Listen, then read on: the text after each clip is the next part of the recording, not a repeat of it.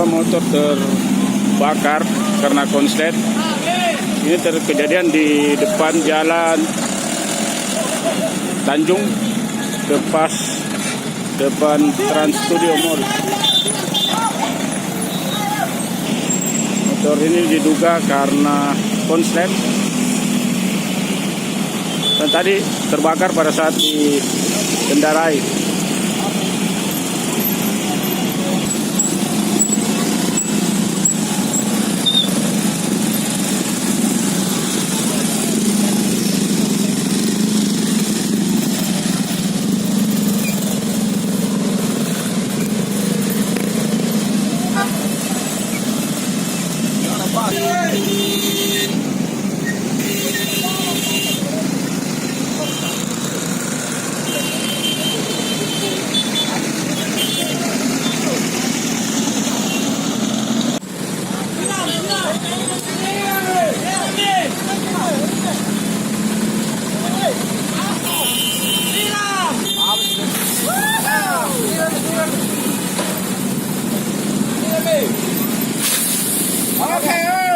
Nah, sudah.